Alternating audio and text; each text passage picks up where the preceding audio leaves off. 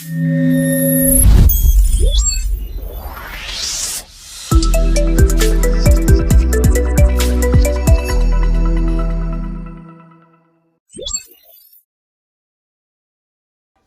everyone, welcome to VPH Talks, your gateway to tech, innovation, and digital transformation. Discover trends, insights, and stories.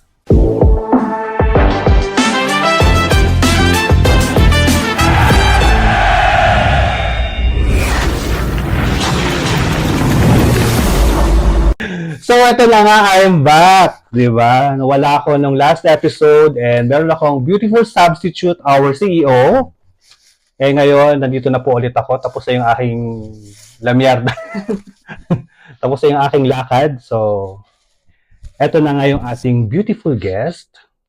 Hindi ko na siya bibigyan ng magandang mahabang introduction, I mean, di ba? So, she is one of the longest friends of our CEO. Diba? Isa rin siya sa mga pioneer na nag-start from the very beginning hanggang ngayon, holding strong. Siyempre, our one and only Miss Niza. Diba? So, eto na nga, nandito na tayo. Kinakabahan daw siya, guys. So, Yes. para matanggal yung kaba, pasasayawin natin siya in front. Hindi, first time. Yes. Ano lang to, parang normal conversation. Parang tayo nagkwekwentuhan. Pero yung may questions lang akong kakaiba, mahirap. Yes. Kumbaga pang ano to, pang beauty contest na Mm-mm. question. Then, simple lang naman. So, relax ka lang.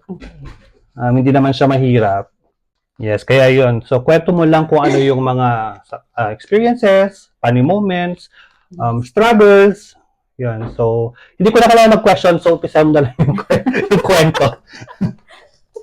Hindi. So, umpisa natin sa very umpisa. So, ito yung ating first question. Okay. How has becoming a VA transformed your life, both practically and personally?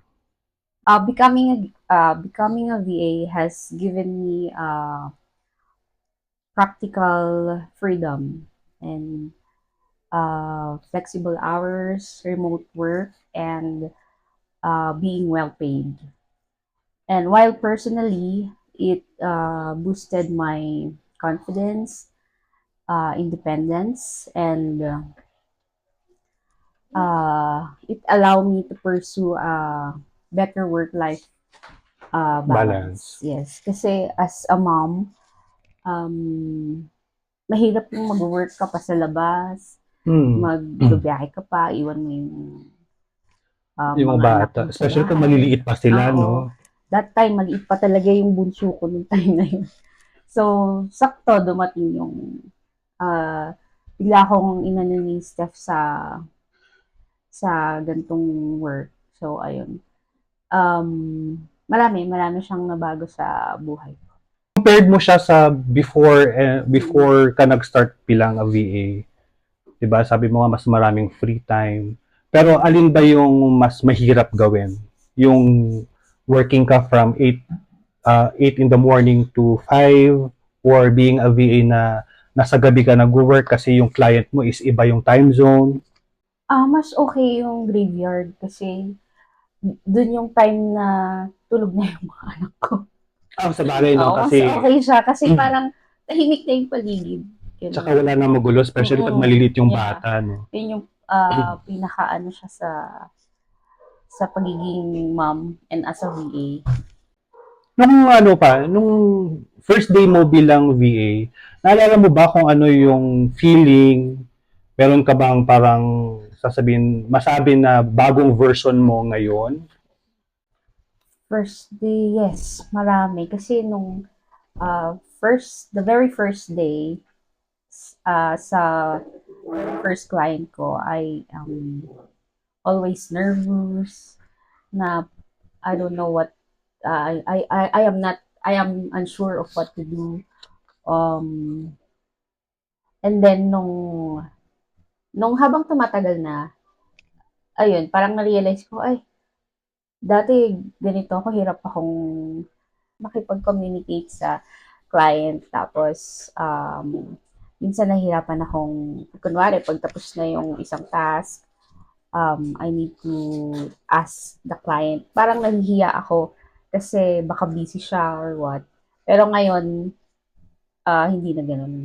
Pero ano, no, actually ano to parang sakit ng mga Pinoy, yung pag nagsalita ka is, yung ayaw mong mag-question or ayaw mong mag-speak out. Yeah. Especially pag English na yung yung language na sinasabi natin or sasalita natin, di ba? Pero isa yun sa mga dapat nating bilang VAs, isa yun sa dapat nating ma-overcome. Yes. Yung kasi timid tayo mostly nasa nature ng mga Pinoy ang pagiging timid. Yeah. At saka, pero na-realize ko din, mas kailangan kong magtanong. Mas Yes. kailangan kong makipag-usap para magawa ko yung task. Yung task. ng Kasi, maayos. una sa lahat, hindi mo siya nakakausap in person. Yeah. Yung form of communication is either emails, WhatsApp, or kung may Zoom meetings kayo, di ba, na face-to-face, yun lang yung time na makapag-question ka. Pero kapag yung actual na, for example, yung madalian, na yung task mo kailangan matapos mo within an hour or two, tapos papacheck mo, minsan yung, hindi ko alam kung na-experience mo na ba na yung client mo ang tagal mag-reply. Oo, meron kasi may time na busy sila sa may meeting, may ganon. So, uubos na yung oras. Ng shift mo? Oo, ng shift. Hindi pa siya nakakasagot. Hindi pa siya nakakasagot. Kasi di mo alam kung tama yung ginagawa mo or hindi. So, yun yung isa sa mga challenges din na meron tayo as a VA, no? Yes. Pero, tama ka nga, sabi mo kanina na masaya kasi nga, yung oras mo is hawak mo na.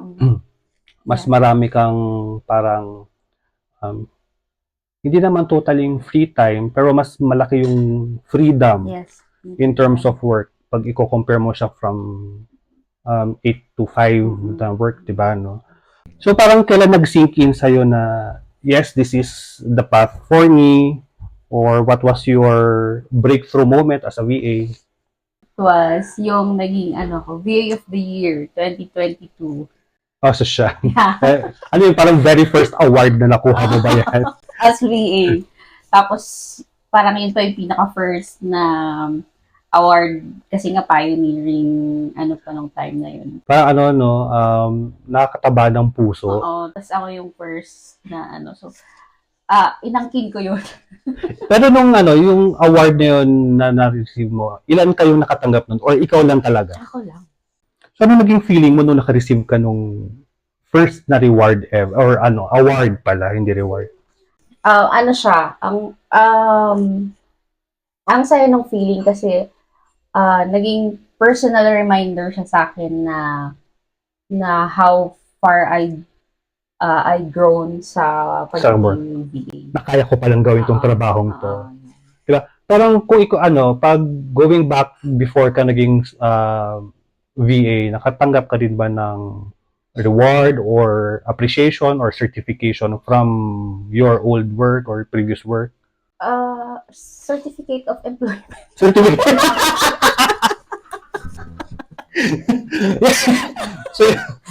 Certificate of employment. Hindi kasi nung nagtuturo ako bago ako maging VA, ESL tutor. Pero nung wala namang masyadong kasi nun award na binibigay before. Pero may mga lang sa mga client na okay siya magturo. Pero wala yung talagang certificate na ibibigay. Patunay na nag-excel ka sa trabaho. No? Sa bagay kasi pag nakatanggap tayo ng reward, parang yun na lang din yung natin mga proudest moments. Kasi parang, hello, bago ako sa trabahong to, wala akong idea sa trabahong to, pero dahil sa award na to, parang kaya ko palang gawin yung nakaka-motivate. Yung trabaho tama, nakaka-motivate, parang gusto pa nating ibigay yung best sa work natin. Diba, no? So, meron ka bang may share na client experience or project na feel mo na, wow, sabi ko, proud ako sa sarili ko na kaya ko palang gawin to? Yes. When I was cold calling for a real estate agent, na nakuhanan ko siya ng 3 leads na nakabenta siya ng bahay. ng tatlong ano na Oo. yun. Yun ba yung first client mo? Mga unang client ko nung nag-cold call pa ako sa As a RSA. VA, as a real estate. Ay, yung ano mo ngayon, parang ano na ba yung field ng client mo lately? Ngayon kasi nasa social media marketing and So, ang laki din ng shift. Kasi di ba magkaiba ang field ng SMM compared sa real estate eh. Yes. So, ano yun, parang from that transition, ano yung naging struggles mo or naging issues mo? Kasi real estate mostly documentation, contracts, di ba? Or cold calling ka, maghahanap ka ng potential leads na gusto magbenta ng property to social media na gagawa ka ng content, gagamit ka na naman ng ibang tools. So, paano mo siya na-overcome? Ano siya, kasi mas gusto ko yung cold calling, pero niche ko pala kasi talaga is social media. So, mas okay ka sa social Mas media? okay ako sa social media. Kasi before pa lang naman, nag-edit-edit ako ng mga social media posts, mga ganun. Parang yung sa'yo, no? So, parang hindi naman na siya naging mahirap sa akin. Ano lang, marami lang akong nalaman na tools na pwede ko palang gamitin. O kasi panahon natin nun, paint lang. Pag mag-Adobe Photoshop ka naman, may bayad, Yeah. di ba? No? Tsaka alam ko, mas komplikado. Mhm. Parang lately, yung mga AI tools, for example, yung Canva, di ba? No? Canva. CapCut, yan yung may mga, ano na may mga available templates na, kumbaga, plug and play ka na lang. Tapos, ayan na, ready na siya, ipopost mo na lang. Sa ngayon kasi, mas madali na kasi gawa ng AI. AI generated. Pero, gagamitan mo pa rin siya ng sariling idea mo kung paano mo siya ng maganda. Na mas maganda. Lalabas ng maganda. Na-try mo na din ba yung gumawa ng sarili mong template from scratch? Yes. Kasi minsan, kunwari sa Canva, mag-edit ka, parang nagsasawa ka din na Kasi paulit-ulit. Oo, parang, ay, hindi na siya, tsaka minsan yung theme ng client mo or sa brand, color ng brand niya, gano'n. Parang hindi mo siya mahanapan. Wala nga sa Canva. So, talagang, gano'n, gumagawa ko nag-start ako from scratch. Pero ang maganda kasi din, no? For example, like, sabihin na natin yung Canva na tool. Marami kang makukuhang idea din kasi na pwede mong gayahin or pwede mong gawing leverage. Pero minsan, nakakaubos nga din kasi ng brain cells. Yung kahit from scratch, di ba? Kahit pwede mo na siyang gayahin. Especially pag wala ka masyadong time para mag-create ng from scratch. Yun din minsan yung nakaka-frustrate. Ako, base sa experience ko yun. Though, gusto ko rin naman yung gumagawa ng contents for social media. Pero minsan nga, nakakaubos ka ng brain cells kasi yung special pag marami kang ginagawa, especially pag may multiple clients ka, kung isa lang, okay lang. Swerte kasi doon ka nako-concentrate. Pero kung multiple clients, sabi mo ng 2 to 3 yung clients mo, bongga na pag 3. Ako, ang style ko, gagawin ko na siya ng sarili niyang template. Yun na yung gagamitin niya sa lahat ng post. Template na sa video, template na sa social media post. May sarili siyang template. Tapos, tatanungin ko na lang siya kung gusto niya ba na ito lang yung template para hindi pa bago-bago. Yes, oo. Ilang templates ba yung ginagawa mo? For example, for Facebook, ilang templates yung ginagawa mo? Kumbaga, iisa lang siya. Talagang isa lang? Kumbaga, yung sizes lang ang nag-iiba. Hindi ka gumagawa ng, for example, 3 to 4 templates para kung sakali man na gusto niyang maiba naman yung post. Depende kasi, kunwari sa client, testimony niya. Iba yung template doon. Pero isa lang yun. Kumbaga, pang testimony na post, yun na yun. Tapos, kunwari sa sold house, yun. Iba din siya? Iba din siya, pero yun na yung gagamitin. Okay. So, at least kahit paano, pag nakagawa ka na, at na-approve niya na yung template mo, it's okay na. Oo, hindi na siya papalit-palit. Mahirap lang siya sa first kasi gumagawa ka nga from the scratch or Kung may, Yun lang, sa first lang kasi gagawa ka talaga ng marami para marami siyang pagpipilian. ano nga, for approval. Yun din lang kasi mahirap, no? Parang, kung atin lang, kasi para sa tingin natin, maganda na to. Okay na to. Oo. Okay na to. Pero sa kanila hindi. Kasi Hindi talagang pala. meron silang taste na May kailangan specific makuha elements nila. na gusto nilang ilagay sa social Para sa atin media. ang ganda-ganda, pero sa kanila, OA pala. Meron ka ba parang tough lesson na natutunan bilang VA or something na hard moment na tinulungan ka mag-grow? Meron. Parang very funny hard moment ba yan? Hindi naman funny. Pero para sa akin kasi, nung mga first time ko na nakikipag-communicate sa client, yun yung pinaka-hard, na nahirapan ako, pinaka-hard time para sa akin. Dahil ba English?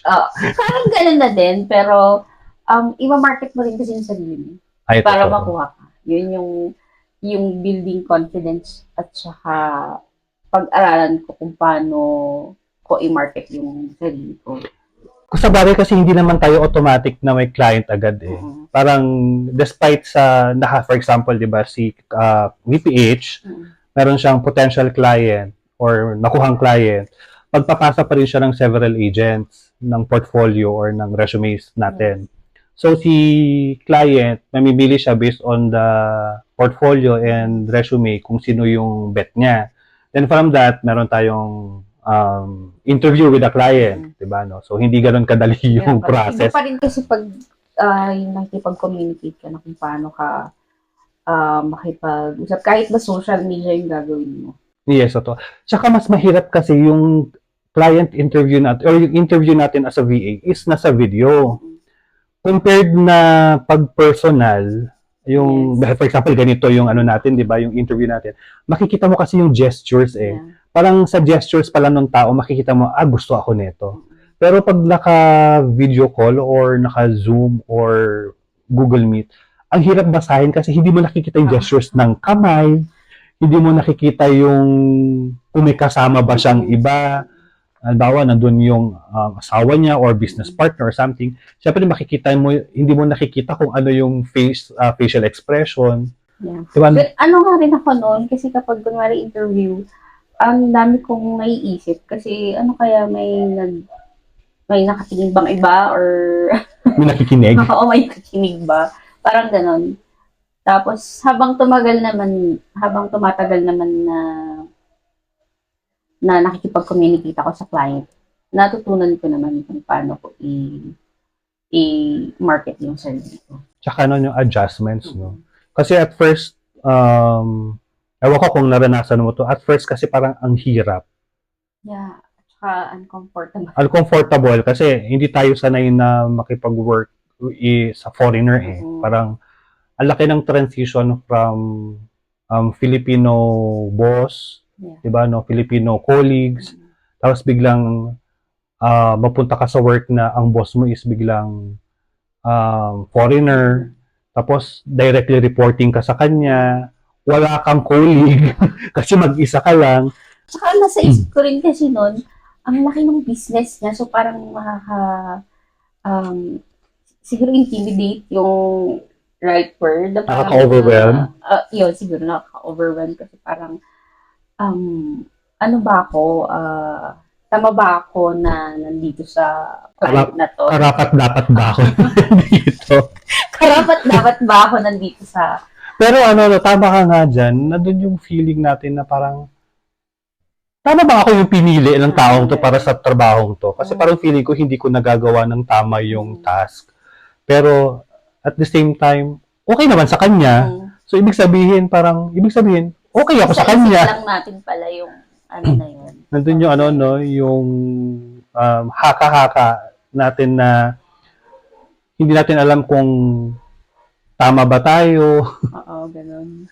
Kasi ang hirap eh. Ang hirap ng transition from, at least ikaw, bilang ESL teacher, you're talking to non-English, kumbaga to foreigners pa din. Feeling ko mas magaling ako. Oo, kasi parang, lalo na non-English speaking. So, yeah, tama ka nga, feeling mo na parang, okay to, kaya ko to, kasi ako yung nagtuturo. Pero unlike na yung iba na, for example, English speaking na yung yung client natin. Syempre nandun yung yung parang tayo yung mali. Kasi hindi naman natin number one language hindi natin first language yung English, kumbaga. It's our second or third, depende sa nakalakihan natin. Pero ang feeling kasi natin pag English speaking na yung kausap natin, parang very conscious tayo. Yes. Anong ginagawa ko pag ganun, iniisip ko na lang na, hindi, nagturo ako dati. So, kaya ko makipag-communicate. Pero ito, kaya akong naisip mo to na yung mga foreigner na kausap natin, wala silang pake kung tama yung grammar natin o hindi. Basta naintindihan nila. Tsaka minsan, hindi, ang halos sagot mo lang din naman is yes. Yes or no.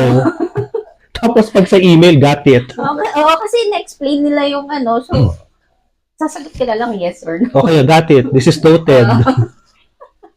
Will do. Yung yung mga 2 to 3 words lang na na script. Parang yung template ng ng pag nagre-reply ka sa email, 'di ba? Meron nakagana. Thank you. This is noted. Pili ka na lang. Pili ka na lang. Parang gano'n na lang yung yung ire-reply mo.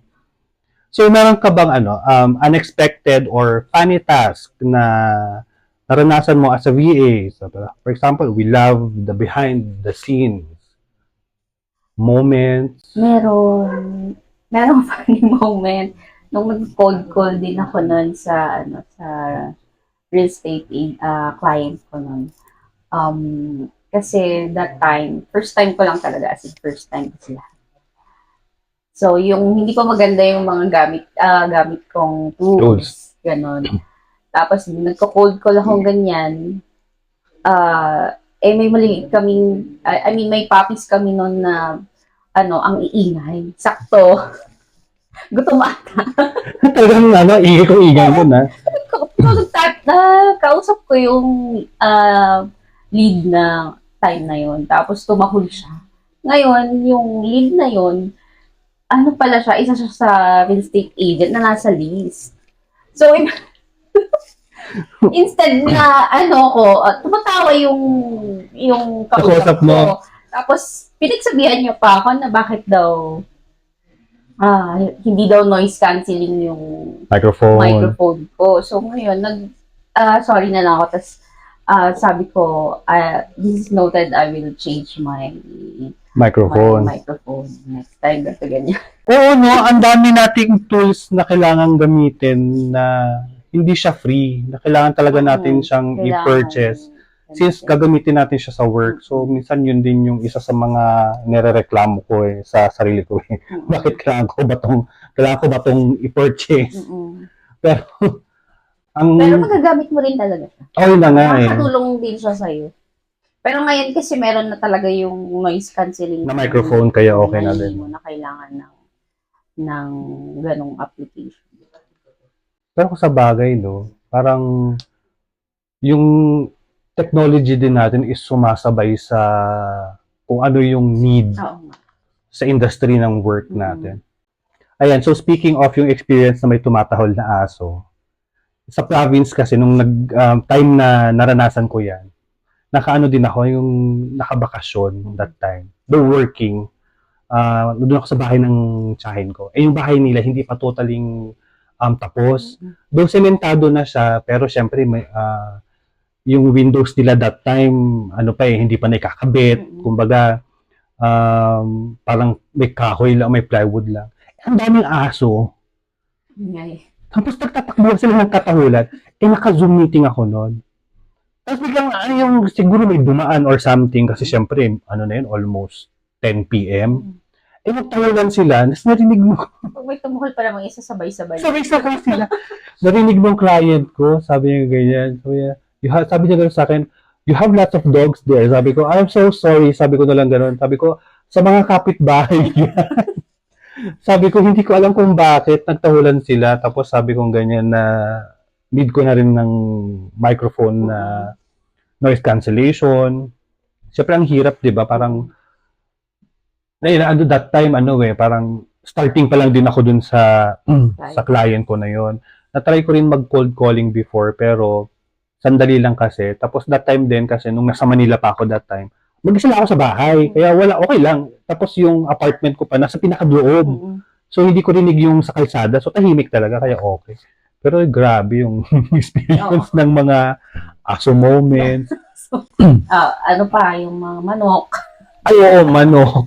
Yung Talaga hindi mo pigilan na, titilaw ang manok. wait, yung nagpipigil ka ng inis mo. Tapos, ito pa yung time na nakipiesta ako. Ano siya, parang, parang festival. Sa tinuluyan ko, beside the National Highway. Eh, doon may dumadaan na truck, Oo. tricycle. Lahat na ng ingay. Pinagsama-sama. Naka-Zoom meeting din ako nun. Talagang, alam mo, bawat salita ko, sandali lang, inimute ko kaagad kasi maya-maya biglang may dumadaan na truck, ang ingay. Kaya sabi ko, isa yun sa mga funny moments nga din bilang VA na yung background noise. Yes. O kaya, nagano ba kayo? Parang face-to-face? Nauna naman mga ganun sa Zoom meeting. Oh, sa Zoom Oo, meeting. meron. Tapos na-try mo na bang may dadaan sa likuran mo? Lagi ako ganun. Lalo na kasi may mga maliliit pa akong bata. Minsan hindi ko napipigilan yung mga ginagawa nila. So, biglang may dadaan sa likod ko or may biglang Kakalabi. kakalabit sa akin na kailangan nila. Siyempre, hindi ko naman siya maano. So, ang ginagawa ko na lang nun, minsan naman understandable naman yung client. Oo, parang ano naman yun eh. Work from home kasi, di ba, no? As long naman, I-sure mo lang talaga na while working, magagawa mo ng maayos. yeah, output pa rin naman talaga. At the end of the day, output pa rin yung kailangan nila. Okay, so moving forward, being a VA, hindi naman siya totally smooth sailing, di ba? No? Hindi siya, kumbaga, perfect. Parang, how do you stay motivated? Halimbawa, pag na-overwhelm ka na, or feeling mo na slow ka, na-stone, kumbaga, parang gano'n. Di ba? Kasi meron tayong mga ganong moments na kumbaga parang feeling natin na burn out. So, paano ka na motivate or ano yung mga things na ginagawa mo para ma-overcome mo yung mga ganong pakiramdam? Yes, minsan hindi talaga siya madali. Pero ang ginagawa ko pag ganun, pause muna. Then, I will think, about why I am here, or I will focus on my goals para ma-remind ulit ako na bakit ko ba ito ginagawa. Ganon. Tapos, minsan, yun nga, kailangan mo mag-break para naman makapag-rest yung isipan mo, ganon. Celebrate small wins. Tapos, minsan ang ginagawa ko minsan kasi may time na parang akala mo nagsasawa ka sa ginagawa mo. Pero yun pala, kailangan mo lang siyang dagdagan. Kumbaga, Ano, dagdagan yung trabaho? ibig sabihin, kailangan mong dagdagan yung kaalaman or skills na para ma-motivate ka. Ay, may bago akong na pwede kong i-apply sa Trabaho. Akala ko isip ko, kailangan ko ng pera, kailangan ko ng trabaho. Kailangan mo dagdagan yung clients. Kailangan mo Dagdag ng client, kailangan mo dagdag ng stress. Pero, ibig ko sabihin, kailangan mo palang dagdagan yung skills mo para may bago kang ginagawa. Ganon. Or, kailangan mong, minsan kasi ano ka din na, nawalan ka ng gana kasi minsan may hindi ka magawa na kailangan ng client mo. So, kailangan, alamin mo kung paano mo siya Matapos. magawa para matuwa sa'yo, yung ganun. May bonus. Or kay increase ng sahod. Ganon, yun yung ginagawa. Pero parang hindi ka ba, for example, nagbabakasyon? Ay, nagbabakasyon, kailangan mong mag-stop muna, tapos, para makapahinga yung utak mo, kailangan mo talagang mag-break muna. Parang being a VA, kasi 'di ba mas marami tayong freedom Mm-mm. to choose.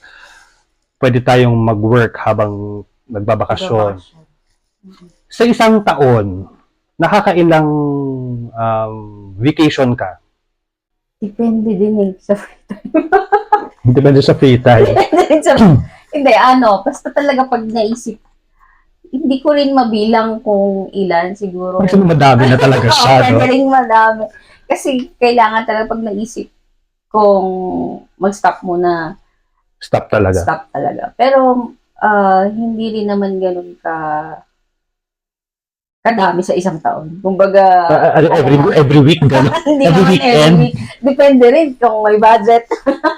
Hindi kasi 'di ba parang kung i-compare mo siya from work mo na 8 to 5 before ka naging VA, tapos ngayon bilang VA, kung i-compare mo yung frequency ng vacation mo noon sa ngayon, so ano yung mas maganda? Yung ngayon na VA, kasi mas marami akong time. Ang naghihinder lang naman kasi syempre pag pasukan, Kasi may mga bata nga pala. hindi ko rin siya magawa kasi meron din akong pero kung talagang naman, pag naisip namin magbakasyon, sasakto naman namin ng weekend, ganyan. Or long weekends. Long weekend. Mga bakasyon din. Doon talaga namin sinasagad sa long weekend. Pero have you tried working while on vacation? Oo. Kasi may time din talaga na kailangan mo. Siyempre, holiday dito doon sa kanila, hindi naman. Oo, sa Kailangan mo bagay. din mag-work talaga. Tapos kung holiday naman sa kanila, dito naman sa atin, normal day. Pero pag ganun, nag-work ako habang nakabakasyon, okay lang din naman. Kasi after ng work, Tulog. or makakapag-enjoy ka ng bakasyon mo. O kasi kung naman, kung namamanage mo naman yung time mo, kahit na nakabakasyon ka, for example, may task ka na pwede mong gawin earlier, kahit outside of your shift, pwede mo siyang gawin. Ginagawa ko din siya. Ginagawa ko din yun para at least hindi ka na mag-work. Kasi mas kung i-compare ko yung, based sa experience ko, kung i-compare ko yung work mo with a real estate na client, compared sa social media na management ng isang client, mas marami kang, mas flexible yung time mo sa social media compared dun sa real estate. Kasi pag sa real estate, may sinusunod ka talagang oras. Especially, for example, kung cold calling ka. Di ba, no? Pero pag sa social media kasi parang, depende sa need ng client. Kung may, for example, may specific siyang content na gusto niyang ipapost ka agad. So, yun lang yung magiging time critical. Pero the rest, pwede mong gawin kasi na mas maaga eh. Tapos pwede mo naman kasing i-schedule post ngayon sa mga social media platforms na na tools. So, kahit paano, mas makapag-adjust ka ng time, ng rest. Diba, no? Kasi ganun din yung ginagawa ko pag kunwari tapos na yung task ko. May time pa ako. Gagawin ko na yung for the next day, for the next day. Para at least meron pa akong time sa next. Kumbaga, gamit ko siya pag bakasyon. Ganun. Kumbaga parang ina-advance mo yung work mo hanggang Friday. Para pagdating ng Friday, chillax dyan. Kunwari, pag tapos na yung task mo, parang ka eh. Kasi may time pa na natitira. Parang ka na, wala na akong ginagawa. So, i-advance ko na lang yung para bukas. Ganun. Lalo na pag social media kasi. Pwede mo siyang i-advance. Hindi, saka okay din naman eh. Kasi, at least, pagdating na ng end of the week, kasi ito, meron yung, ewan ko, na-experience ko to minsan. Pagdating ng Friday, kasi alam mo, Friday na siya, nakakatamad mag-work. May ganun talaga. May ganun talaga moments, no? Monday at Friday. Katamad ka pumasok ng Monday, gusto mo na mag-out ng maaga ng Friday. Kaya, minsan nakakatawa, hindi ko alam kung psychological effect ba yun or something. Parang nasa na talaga natin yun. Excited na tayo mag-weekend, excited na tayo magbakasyon. Bakasyon. Diba, no? Pero pag, for example, pag weekends, ano yung, for example, rest days mo, ano yung mga ginagawa mo para at least kahit pa paano ma-relax ka? Kasi diba, especially tayo, iba yung oras natin eh. Gising tayo sa gabi, tapos tulog tayo sa araw. So, ang hirap mag-adjust ng minsan, weekend. Hapon na rin Yung gising. Oo. Hapon na din yung mga pwedeng gawin. Ganun. Oh, syempre, minsan, hindi ka naman makagala na ng hapon. Mm. Kasi, kung hindi umuulan, nakakatamad na. Pero mas okay na din yung in-enjoy ko yung pahinga ko. Kumbaga nakakatulog ko ng weekend ng matagal. Ganun. Pag minsan talaga pag gustong ng ibang trip, like for example, tawag dito, camping, ganyan, na malapit lang din naman dito. Para maiba yung view. Kasi Oo. as VA na lagi kang nasa bahay, minsan talagang naka-isolate ka lang. So, kailangan mong Totoo yan. lumabas din ng bahay para hindi ka nakaka-cause kasi siya ng depression, parang stress. So, kailangan mong lumabas ng bahay para naman ka ng hangin. Oh, totoo yan. Kasi, parang, ako, sobrang, based on my experience sobrang dalang akong lumabas. Mm-mm. Kung hindi pa magtatawag yung kapatid ko, na punta kayo dito sa bahay, may something, or labas tayo, kakain. Hindi mo talaga ako mapapalabas ng bahay. Mas marami pa ang labas nanay ko kaysa sa akin. Kasi dalawa lang kami sa bahay. Mas marami pa siyang labas in a week compared sa akin. Tapos ako, sobrang dalang. Kaya, ang means of para maiba yung ambience ko, pumupunta ako ng ibang lugar. It's a good thing naman na yung tiyahin namin sa province nila mama, which is malayo nga lang kasi sa Visayas. Is pwede naman akong tumuloy doon kahit mag-stay ako doon ng 1 month, okay lang. Pero syempre, ang problema ko naman pag ganun, yung travel time. Ang live. Kasi ang layo. Diyos ko, mas matagal pa yung biyahe from Baguio to Manila. From Manila to Visayas. So, yun, 1 hour. Average of 1 hour lang eh. Dito to Manila, magkailan na, average of 5 hours. Kaya yun lang din yung minsan na iniisip ko. Kaya, minsan nakakatamad din. Or, minsan yung friend ko, na nasa Manila, college friend ko, mag-aya siyang gumala sa ibang lugar. Pero lagi ko dala yung trabaho ko. So, para at least kahit paano, nagagawa ko pa rin yung task ko kahit na nasa vacation ako. Hindi ka naka-stop sa isang lugar. Yun yung means ko, kaya magastos ko sa magastos, pero kailangan. Kasi pag dito lang taga dito tayo sa lugar natin, di ba? Minsan nakakasawang pumunta ng mall. Hindi ko na nga rin yung pagpunta sa mall. Mas gusto ko talaga yung nature. Oh, ngayon. Siguro pag habang tumatanda, siguro ganun. Di ba kasi nung mga bata tayo, parang, saan punta mo? SM. Parang araw-araw ka na nasa mall. Mga party, ganun. Hindi na rin sa party. Parang mas gusto ko ng nature talaga na yung magpapakalm ng isip. Or matulog. Beach, ganyan. Ito totoo, no?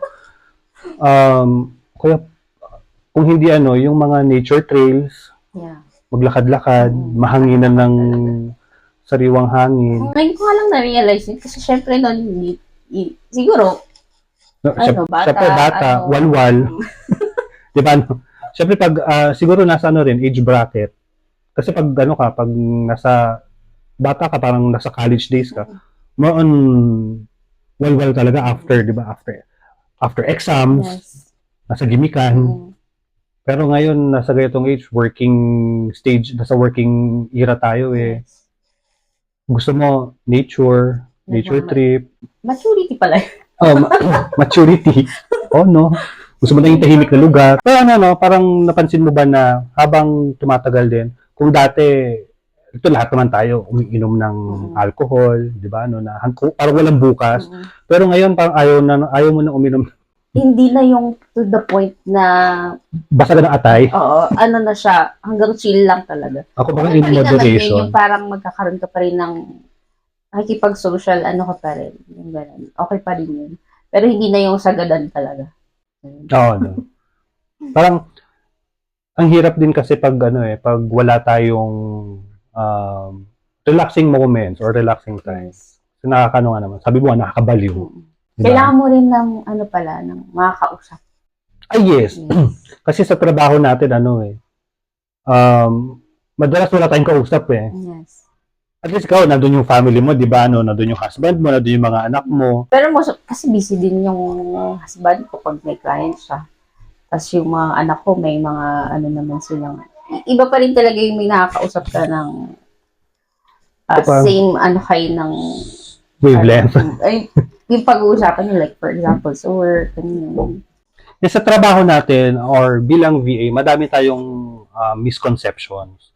So ano yung one myth na masasabi mong you'd love to bust once and for all? Kumbaga, gusto mong wakasan. Yung one myth na I want to bust is VA is just doing a simple task. Yun kasi yung madalas na sinasabi nila na VA ka, simple lang naman yung ginagawa mo.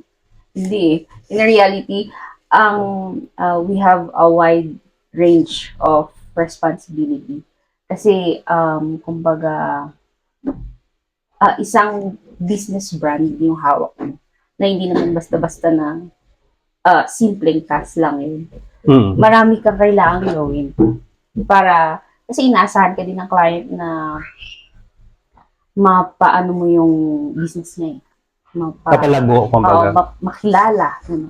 So, hindi simple yung gagawin mo para makilala yung isang business ng client.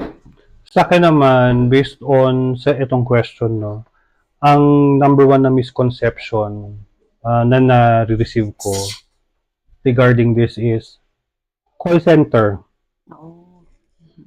Parang, dahil ba sa gabi din ako nagtatrabaho or something. Pero, different kasi ang ang work ng BPO sa pagiging virtual assistant. Siyempre, BPO has their own processes and functions, and VA has their own processes and their own functions. So, yun yung isa sa na-experience ko as parang myth, kumbaga, na gusto din natin wakasan na BPO is very different from being a VA. If your VA life has a theme song or playlist, anong song ba ito na pwede mong i-share sa kanila? Ang theme song ko talaga is yung Sunshine ni Twista. Hindi ko pa siya narinig, pero bakit? Kasi ang meron dong sa lyrics parang lovely day, Yeah. get paid. Yun. Alam ko na siya pala. Alam mo na. Hindi ko alam yung title. Ano kasi siya, kasi as VA, inuumaga ka na. So, sisikatan ka na ng araw. Kaya pala sunshine. Kaya sunshine. Ano tayo mabang? Palang, yun na talaga yung gustong-gusto kong kanta.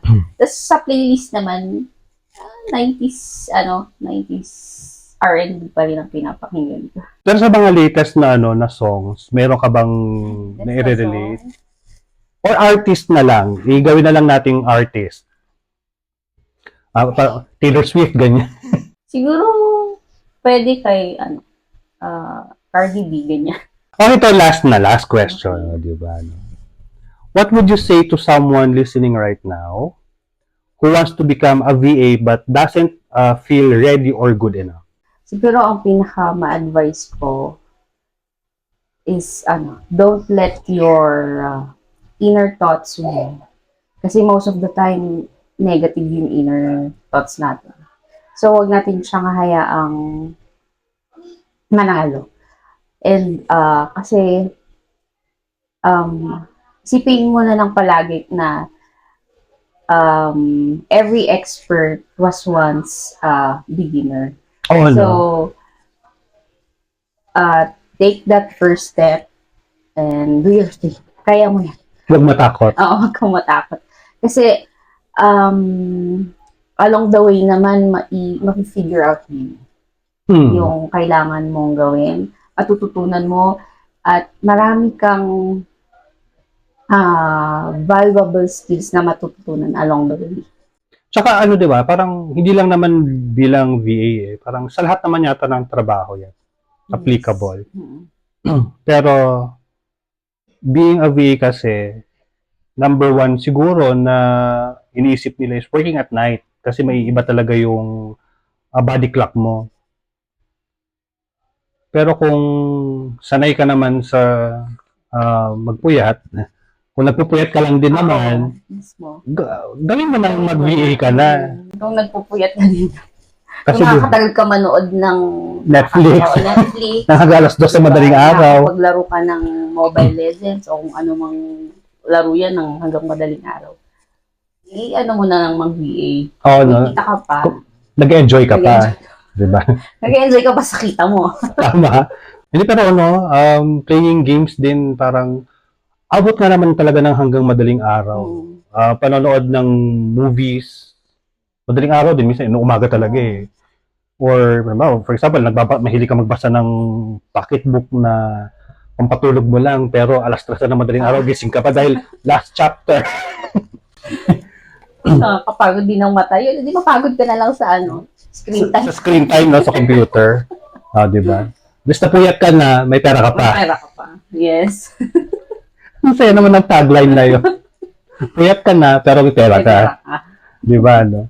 Pero, ano bang masasabi mo sa audience natin? Dagdag tips, experience, struggles na overcome mo? Ang mapapayo ko sa mga, gustong maging VA or nagsisimula pa lang maging VA is, continue what you are doing. Kung gusto mo nang matuto ng mga bagong skills, pag-aralan mo lang. Huwag kang titigil hanggang makamit mo yung goals na gusto mo sa buhay mo. Keep learning. Kasi while you are learning, habang tumatagal, nagiging expert ka na sa isang skill. So, diretso lang, huwag kang titigil. And always remember, mindset over mood. Kasi minsan, yung mood natin na kapag nakasira ng day, hindi ka na maka-work, ganyan. Ay, totoo. So, ngayon, ima-mindset mo yung sarili mo na kailangan kong work ng maayos ngayon, kahit ano pang pinagdadaanan ko. Akala ko mindset over matter. Ngayon, mindset over mood. Over mood na pala siya. Nagbago na. Yes. Ladies and gentlemen, nagbago na po yung kasabihan natin. Pero that is true. Wag niyong especially kapag you're working alone, ang bilis mag-change ng mood natin eh. Kasi minsan nakaka-frustrate na parang wala kang masabihan, wala kang makwentuhan, di ba? Parang magrereklamo ka sa sarili mo lang. So ang bilis ng shift ng mood natin, tama ka nga. Lalo na pag sa mga mommies, kasi iba-iba eh. Mood mo sa bahay, sa work, sa family, sa gawain ba? Sa mga mommies kasi, di ba, parang you have the time. Kahit paano pag nag-work ka sa bahay as a VA, may time ka sa family mo, sa kids mo. Kahit paano yung frustrations mo sa work, nababawasan. Kasi, di ba, parang imbis na at least may mapagsasabihan ka, kumbaga, kahit paano. Yes, lalo na pag kasi yung bunso ko yun. So, mahilig siyang yung kinakamusta niya ako. Nakakagaan naman ng loob yun. How are you, mommy? Yung ganun na maliit pa lang, ganun. Kung na-understand na nakakaintindi na siya. Plus yun ang yun ang happy moments mo as a mom na working from home. So, sa mga gusto mag-VA dyan, alam niyo na. Yes. Sa bahay, pwede nyo kasama yung loved ones. Yeah. So, working with the comfort of your family and your home. So, dito na nga po tayo nagtatapos and bigyan po natin ng masigabong palakpakan yung ating beautiful guest. Thank you. Nakabado-kabado. Sana may maintindihan kayo. Meron yan, may mga makukuhang may makukuhang tips and advice, good advice yung ating viewers na gusto mo maging VA, starting as a VA, and mga senior VAs. lahat tayo may mga may mga nakukuhang new tips, new advices, syempre lahat, and new skills. Dahil dyan, bye everyone. Till next time. Bye everyone!